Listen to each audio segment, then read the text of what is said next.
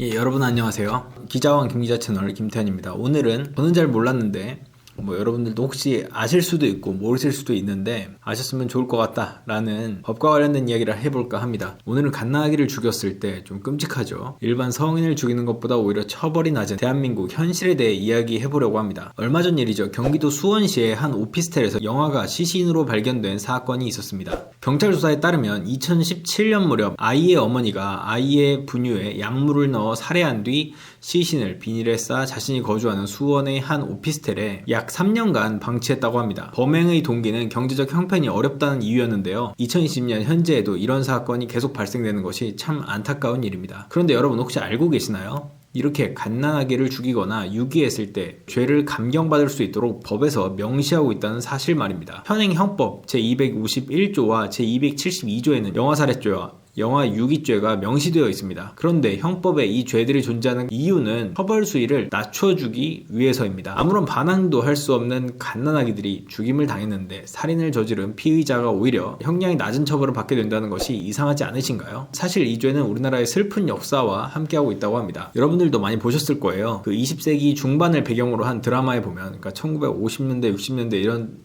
시절 드라마를 보면 부잣집 앞에 아이를 포대기에 싸서 놓고 가는 장면, 이런 게 드라마의 한 장면으로 나오기도 하죠. 우리는 아무렇지 않게 보던 드라마의 설정이 영아 유기범죄의 현장이었던 셈이죠. 사실은 그렇죠. 현실적으로 보면은 안타까운 사연은 있지만 어쨌건 현실적으로는 영아 유기 현장을 드라마에서 보여준 거죠. 이것처럼 일제강점기와 6.25 전쟁 등을 겪어서 혼란하던 사회의 현실을 그대로 반영한 게, 그 법에도 반영된 게 영아 살해죄와 영아 유기죄입니다. 형법을 제정하던 1953년 대한민국 국회로 가봅시다. 당시 국회는 극도로 빈곤했던 경제적 상황 때문에 자녀를 양육하기 곤란했던 현실과 강간 등으로 원치 않는 출산을 했던 여성의 상황을 반영하기 위해 영아 살해죄와 영아 유기죄를 만들었습니다. 그 당시에는 사회적 상황으로나 문화적으로나 이해할 수 있는 법조문이었던 것 같습니다. 그런데 2020년 현재에도 법이 아직도 고쳐지지 않은 것은 문제가 아니냐는 시각도 있습니다. 먼저 영아 살해죄를 살펴보시죠. 법조문을 보면 직계 존속이 치욕을 은폐하기 위하거나 양육할 수 없음을 예상하거나 특히 참작할 만한 동기로 인하여 분만 중 또는 분만 직후의 영아를 살해한 때에는 10년 이하의 징역에 처한다고 되어 있습니다. 일단 첫 번째 문제는 직계 존속, 즉 조부모나 부모가 치욕을 은폐하기 위해 살해한 때에도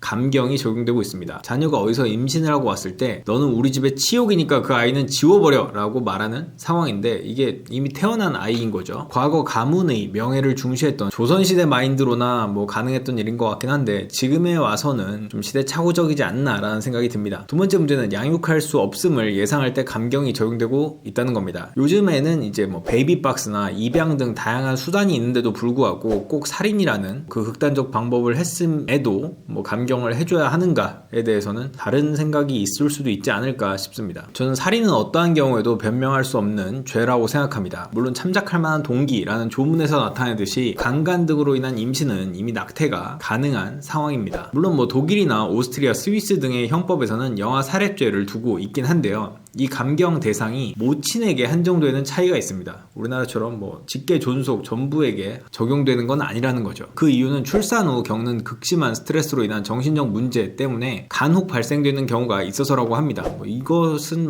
이해해 줄만 하죠. 이제 산후 우울증 같은 게 워낙 심하다고 하니까요. 그런데 직계 존속이면 감경을 해준다? 이건 좀 문제가 아닌가 싶습니다. 과거에는 영아 살해죄 폐지와 관련해서 함께 논의되던 낙태죄에 관련한 논란이 있었죠. 만약에 영아 살해죄를 폐지한다면 이로 인한 반대급부로 사회적으로 낙태가 조장될 우려가 있다는 것이었습니다. 영아 살해죄를 폐지를 하면은 낙태가 많이 늘어난다? 그게 좀 현실적으로 이게 직접적인 연관이 있는지는 잘 모르겠지만 어쨌든 그런 얘기가 있었죠. 그것도 어떻게 보면 가능할 수도 있겠죠. 근데 현재는 낙태죄가 여성의 자기결정권 문제로 인해 헌법 불합치가 됐고 처벌을 유예하고 있는 상황이니 차라리 낙태죄를 완전히 폐지하고 이 영아 살해죄를 폐지하거나 모친에게만 한정하는 등의 방법이 어떨까, 저는 개인적으로 그렇게 생각을 합니다. 어찌됐건 꼭 이걸 연결해서 볼 필요가 있냐라는 생각도 들고요. 그 다음으로 영아 유기죄에 대해 살펴보시죠. 영아 살해죄와 조문은 거의 비슷합니다. 직계 존속이 치욕을 은폐하기 위하거나 양육할 수 없음을 예상 예상하거나 특히 참작할 만한 동기로 인하여 영아를 유기한 때에는 2년 이하의 징역 또는 300만 원 이하의 벌금에 처한다. 여기서 살펴볼 것은 이 조항이 아닙니다. 형법 제271조의 존속 유기를 함께 살펴봐야 합니다. 제1항은 노유, 질병, 기타 사정으로 인하여 부조를 요하는 자를 보호할 법률상 또는 계약상 의무 있는 자가 유기한 때에는 3년 이하의 징역 또는 500만 원 이하의 벌금에 처한다고 되어 있는데요. 곧이어 제2항에서는 자기 또는 배우자의 직계존속에 대하여 제1항의 죄를 범한 때에는 10년 이하의 징역 또는 1,500만 원 이하의 벌금에 처한다고 해서 가중처벌을 하고 있습니다.